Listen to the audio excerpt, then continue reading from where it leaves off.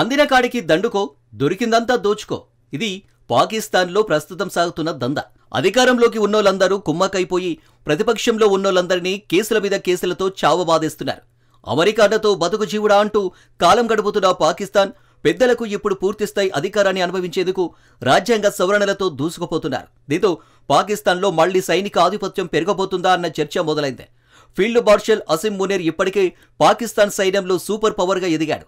ఆయనకు ఇప్పుడు ఇంకా అధికారం ఇవ్వడానికే ప్రభుత్వం సిద్ధమవుతుంది. షాబాజ్ షరీఫ్ ప్రభుత్వం త్వరలో 27వ రాజ్యాంగ సవరణను పార్లమెంటులో ప్రవేశపెట్టబోతుంది.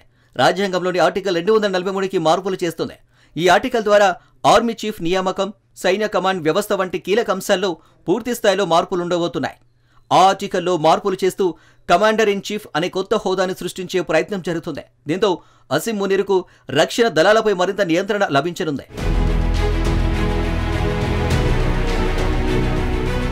సైనిక అధికారం పౌరులకు ప్రమాదమా అన్న చర్చ సాగుతోంది. ప్రతిపక్షం ఈ చర్యను తీవ్రంగా వ్యతిరేకిస్తోంది. ప్రజాస్వామ్యాన్ని బలహీనపరిచి సైనిక నియంతృత్వానికి దారితీస్తుందని ఆందోళనలు మిన్నంటున్నాయి. ఇప్పటికే పాకిస్తాన్ చరిత్రలో సైన్యం రాజకీయాలను ప్రభావితం చేస్తూనే ఉంది. ఇప్పుడు ఈ సవరణతో ఆ ప్రభావం చట్టబద్ధం కానుందన్న భయం పెరుగుతుంది. 27వ సవరణలో కేవలం సైన్యం గురించే కాదు, ఇంకా పలు కీలక ప్రతిపాదనలు ఉన్నాయి. వాటిలో ఫెడరల్ కోర్టులు ఏర్పాటు, ఎగ్జిక్యూటివ్ మెజిస్ట్రేట్ల పునరుద్ధరణ, ప్రావిన్సుల అధికారాన్ని తగ్గించడం కూడా ఉన్నాయి. విద్య, జనాభా సంక్షేమ శాఖలను కేంద్రం కిందకు తేవడం కూడా ఉన్నాయి.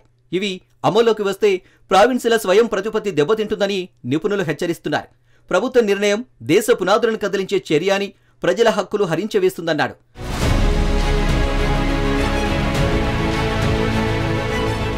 మాజీ సెనేటర్ ముస్తాఫా నఫాస్ కోకోరా 18వ సవరణతో వచ్చిన రాష్ట్రాల స్వాతంత్ర్యాన్ని తిరగరాస్తుందన్నాడు మరో కీలక నేత రజా రబ్బానీ. అయితే ప్రభుత్వం మాత్రం దీనిని సాధారణ న్యాయ పరిపాలన సవరణగా చూపిస్తుంది. ఇది ఏకపక్ష నిర్ణయం కాదని, చట్టపరమైన మార్గంలోనే సవరణ వస్తుందన్నారు ఉప ప్రధానమంత్రి ఇషాక్ దార్. రాజ్యాంగాన్ని నాశనం చేసే ప్రయత్నంగా పేర్కొంది ఇమ్రాన్ ఖాన్ పార్టీ. కొద్దిమంది ప్రతిపక్ష సభ్యుల మద్దతు లభిస్తే ఈ సవరణ సులభంగా ఆమోదం పొందే అవకాశం ఉంది. దీంతో పాకిస్తాన్లో ఇప్పుడు పవర్ సెంటర్గా సైన్యాధిపతి అసిమ్ మునీర్ నెంబర్ 1గా ఉండగా, ఇక ప్రభుత్వంలోనూ ఆయనే నెంబర్ 1 అవుతారన్న అభిప్రాయం ఉంది.